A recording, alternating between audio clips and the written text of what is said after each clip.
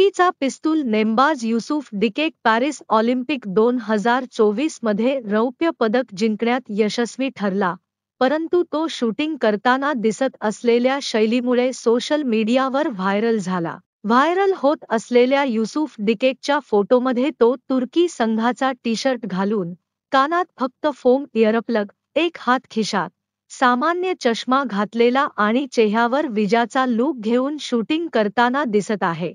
या स्पर्धेचा video social मीडियावर व्हायरल झाल्यानंतर तुर्कीचे नेमबाज युसूफ डिकेक चर्चेत आले आहेत. युसूफ यांनी शूटिंग गिअरशिवाय ऑलिम्पिकमध्ये रौप्य पदक जिंकल्याने आश्चर्य व्यक्त केले जात आहे.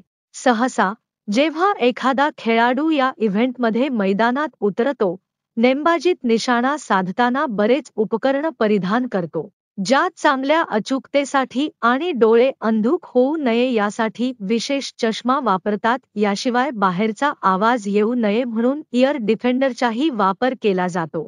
मात्र युसूफ डिकेकच्या बाबतीत असे नव्हते. एक हात खिशात आणि दुसऱ्या हातात बंदुकीने निशाणा साधत रौप्य पदक मिळवणाऱ्या युसूफ यांची प्रतिमा जगभर लोकप्रिय ठरली. तो 51 वर्षांचा आहे आणि त्याने आपल्या जोडीदारासह पॅरिस ऑलिम्पिकमध्ये रौप्य पदक जिंकले आहे.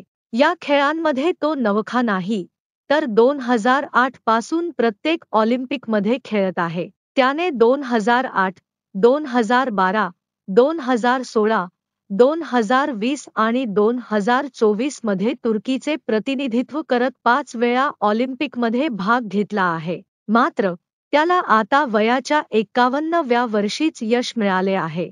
मिश्र 10 मीटर एअर पिस्तूल नेमबाजीत त्याने रौप्य पदक जिंकले. हे त्याच्या कारकिर्दीतील पहिले ऑलिम्पिक पदक आहे. एवढेच नाही, तर नेमबाजीच्या इतिहासात तुर्कीचे हे पहिले ऑलिम्पिक पदक ठरले. त्याच्याकडे विविध पिस्तूल स्पर्धांमधील जागतिक आणि युरोपियन चॅम्पियनशिपमधील अनेक विजेतेपदे आहेत. युसूफ आणि त्याची साथीदार तरहान यांनी सर्बियन जोडीकडून अवघ्या 2 गुणांनी सुवर्ण पदक गमावले. सर्बियाच्या दामिर मिकेक आणि झोराना अरुनोविक या जोडीने 16-14 अशा फरकाने सुवर्णपदक जिंकले. याच स्पर्धेत भारताच्या मनू भाकर आणि सरबजोत सिंग या जोडीने कांस्यपदक पटकावले. तो विशेष उपकरणे वापरत नाही याबद्दल त्याने स्थानिक तुर्की मीडियाला सांगितले. मला विशेष उपकरणांची गरज नव्हती. मी एक नैसर्गिक नेमबाज आहे. मी माझे दोन्ही डोळे उघडे ठेवून शूट करत असल्याने मला उपकरणे फारशी सोयीस्कर वाटत नाही. पण जेव्हा आपण ऑलिम्पिक बद्दल बोलतो, माणसाने स्वतःचे कौशल्य जगासमोर आणले पाहिजे, असा माझा विश्वास आहे.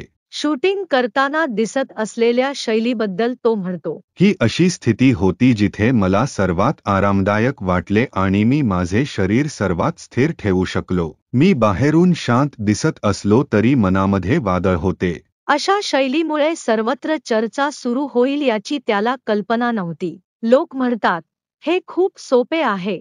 त्याने खिशात हात ठेवून पदक जिंकले. हे फक्त बाहेरून दिसते, पण या पदकामागे कित्येक वर्षांची मेहनत आहे.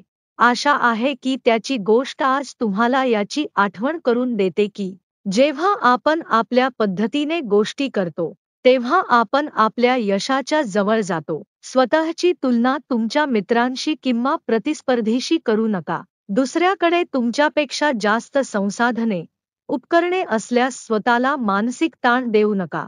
आणि शेवटी, तुमचे कौशल्य महत्त्वाचे आहे. आणि कधी-कधी यशस्वी होण्यासाठी तुम्हाला एवढेच हवे असते. आशा आहे की तुम्हाला हा व्हिडिओ आवडला असेल तर लाईक आणि शेअर नक्की कराल. चॅनेलवर नवीन असाल तर सबस्क्राईब करा. भेटूया पुढच्या अशाच एका व्हिडिओमध्ये. धन्यवाद.